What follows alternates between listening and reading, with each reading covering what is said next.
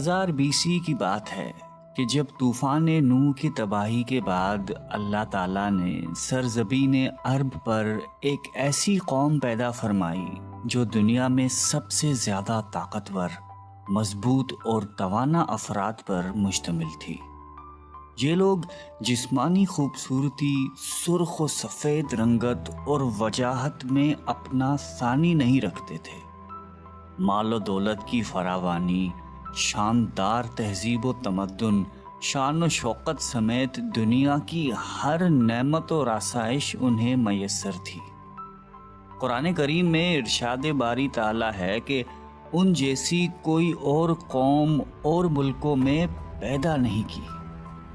قوم عاد کے متعلق تفصیل سوائے قرآن کریم کے کسی اور مذہبی یا قدیمی تاریخی کتب میں نہیں ملتی۔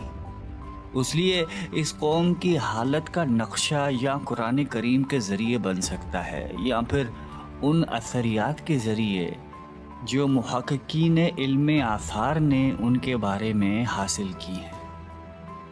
مورخین لکھتے ہیں کہ عاد نام کا ایک شخص حضرت نوح کی چوتھی نسل میں ان کے بیٹے سام کی اولاد میں سے تھا۔ چنانچہ اس شخص کی اولاد اور اس کی پوری قوم عاد کے نام سے مشہور ہو گئی۔ وہ اعرابی تھے جو بہت لمبے اور مضبوط ستونوں پر قائم کردہ عالی شان محلات میں رہا کرتے تھے۔ قرآن کریم نے انہیں ارم ذات العماد یعنی ستونوں والے کے نام سے یاد کیا ہے۔ ارم ان کا بہت خوبصورت شہر تھا جس کے آثار 1984 میں خلائی شٹر چیلنجر کی مدد سے دریافت کیے گئے ہیں۔ یہ علاقہ آج کل عمان کا حصہ ہے۔ بحیرہ عرب اور بحر احمر کے درمیان عمان، حضرموت، بحرین اور مغربی یمن تک ایک وسیع صحرا ہے جسے صحرائے الاحقاف کہتے ہیں۔ یہ دنیا کے عظیم صحراؤں میں سے ایک ہے جس کا رقبہ ایک محتاط اندازے کے مطابق 65 لاکھ مربع میٹر ہے۔ اس صحرا میں سفید اور باریک ریت کے ہزاروں فٹ اونچے پہاڑ نما ٹیلے ہیں جہاں کوئی بھی چیز پھینکی جائے تو منٹوں میں غائب ہو جاتی ہے۔ کسی زمانے میں یہ دنیا کا سرسبز و شاداب علاقہ تھا اور وہاں یہ قوم عاد آباد تھی۔ آج یہ بھیانک صحرا اللہ تعالیٰ کی کھلی نشانیوں میں سے ایک اور اہل زمین کے لیے جائے عبرت ہے۔ قرآن کریم میں ارشاد باری تعالیٰ ہے کہ وہ ارم جو ستونوں والے تھے جن کی مانند کوئی قوم ملکوں میں پیدا نہیں کی گئی۔ بعض مفسرین نے لکھا ہے کہ ارم عاد کے دادا کا نام تھا جیسا کہ ان کے شجرہ نسب میں بیان کیا گیا تھا۔ ڈاکٹر اسرار احمد تحریر فرماتے ہیں کہ عام مورخین کا خیال ہے کہ ارم قوم عاد کے شاہی خاندان کا لقب تھا۔ حالیہ دور میں ایک شہر کے جو زیر زمین آثار دریافت ہوئے ہیں ان سے پتہ چلتا ہے کہ اس شہر کے فصیل پر 30 ستون یا مینار بنائے گئے تھے۔ کہا جاتا ہے کہ یہ شہر شداد نے خصوصی اہتمام کے ساتھ بسایا تھا جو اس قوم کا بہت بڑا بادشاہ تھا۔ قد و قامت اور جسمانی قوت کے لحاظ سے دنیا میں اس کا کوئی ثانی پیدا نہیں ہوا۔ اس طرح اس قوم نے جس معیار اور جس انداز کی تعمیراتیں کی، ایسی تعمیرات اس سے پہلے دنیا میں کبھی کسی قوم نے نہیں کی۔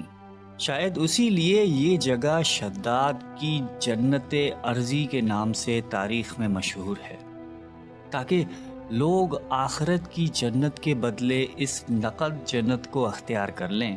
مگر جب یہ عالی شان محلات تیار ہو گئے اور شداد نے اپنے روسائے مملکت کے ساتھ اس میں جانے کا ارادہ کیا تو ان پر اللہ تعالیٰ کا عذاب نازل ہوا اور وہ سب ہلاک ہو گئے اور وہ محلات بھی مسمار ہو گئے۔ اس اعتبار سے اس آیت میں قوم عاد پر آئی ایک خاص عذاب کا ذکر ہوا ہے جو شداد بن عاد اور اس کی بنائی ہوئی جنت پر نازل ہوا۔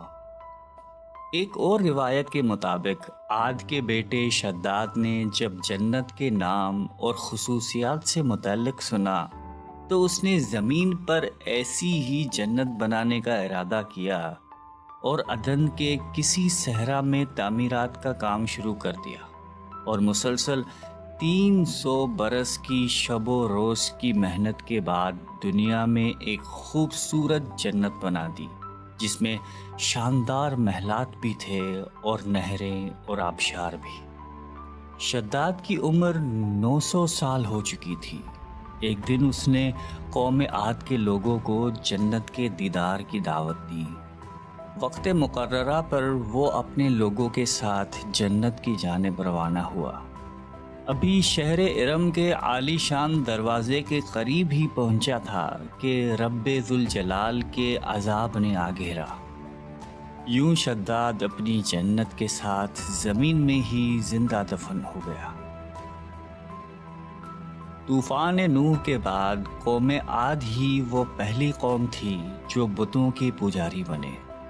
علامہ جلال الدین سیوطی اپنی تفسیر میں تحریر کرتے ہیں کہ قوم عاد نہایتی زور آور اور بہادر قوم تھی۔ وہ سب بت پرست تھے۔ مختلف کتب میں ان کے بتوں کے مختلف نام بیان کیے گئے ہیں۔ کچھ نے بتوں کے نام صدا، سمود اور ہرا بتائے ہیں۔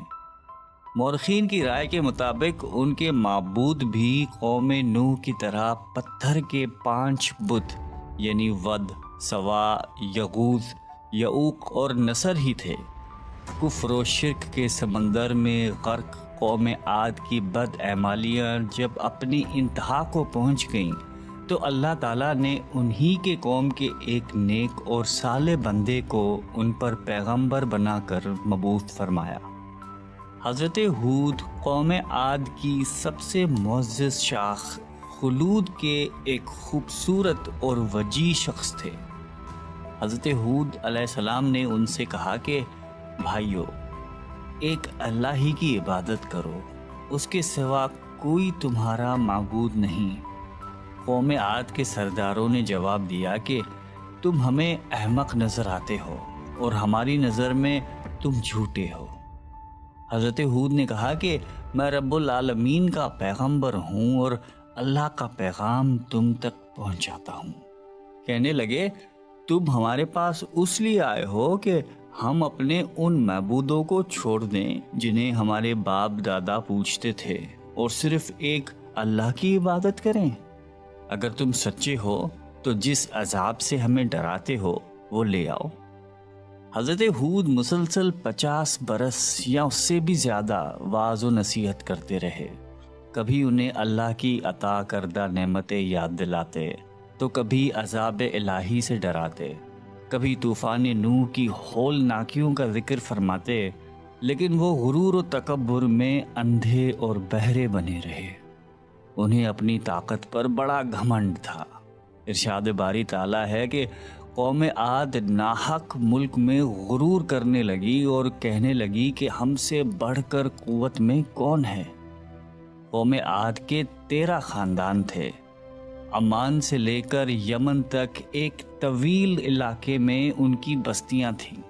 سرسبز و شاداب کھیت و کھلیان، پھلوں پھولوں سے لدے ہوئے باغات، میٹھے پانی کی بل کھاتی نہریں، خوبصورت آبشاریں اور تندرست و توانا قوی، مضبوط اور قداور جسامتیں، انہی سب نعمتوں نے انہیں شدید گھمنڈ میں مبتلا کر رکھا تھا۔ حضرت ہود علیہ السلام نے اپنی قوم کو راہ راست پر لانے کے لیے بڑی جدوجہد کی، لیکن قوم عاد آپ کو جادوگر اور سحر زدہ شخص خیال کرتے تھے کہ جنہیں ان کے پتھر کے باطل خداؤں نے دیوانہ بنا دیا تھا۔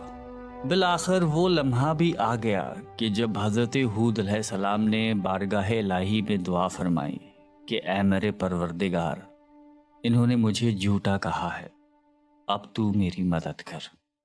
فرمایا اے نبی، یہ تھوڑے ہی عرصے میں اپنے کیے پر پچھتانے لگیں گے۔ اللہ تعالیٰ نے اپنے نبی کی دعا قبول فرمائی اور قوم عاد پر عذاب کی ابتدا ہوئی۔ بادلوں کے فرشتے کو حکم ملا کہ اب بارش نہ برسائی جائے۔ چشموں کے فرشتوں کو حکم ملا کہ ان کے چشموں اور آبشاروں کو خشک کر دو۔ دیکھتے ہی دیکھتے شادابی ویرانی میں بدل گئی۔ مویشی مرنے لگے، پھل اناج ناپید ہو گیا۔ پوری قوم خشک سالی کا شکار ہو کر بدحال و پریشان ہو گئی۔ یہ سلسلہ مسلسل 3 سال چلتا رہا۔ نبی سے قوم کی یہ پریشانی دیکھی نہ جاتی تھی۔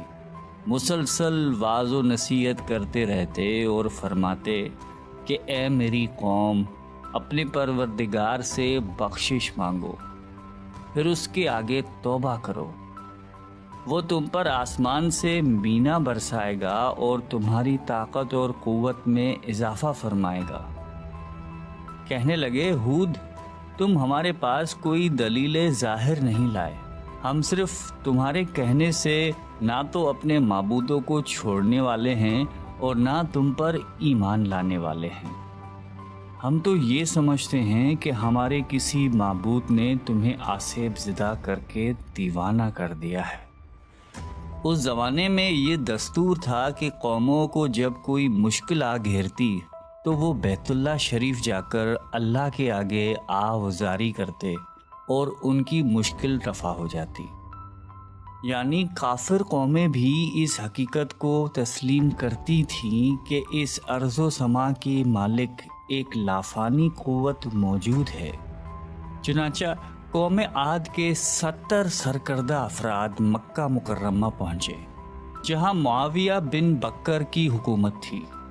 معاویہ کی ماں کا تعلق قوم عاد سے تھا۔ معاویہ نے ان کی خوب آؤ بھگت کی۔ وہ لوگ 1 ماہ تک وہاں رہے اور بارش کے لیے دعائیں مانگتے رہے۔ دعا کروانے والے سردار کا نام قیل بن عنبر تھا۔ اللہ تعالیٰ نے ان پر 3 رنگوں کے بادل بھیج دیے، سفید، سرخ اور سیاہ۔ پھر آسمان سے ندا آئی کہ ان میں سے ایک کو منتخب کر لو۔ قیل نے سیاہ بادل کو پسند کر لیا کیونکہ وہ خوب بارش برسانے والا تھا۔ پھر ندا آئی کہ تو نے ہلاکت اور تباہی کو پسند کر لیا ہے۔ چنانچہ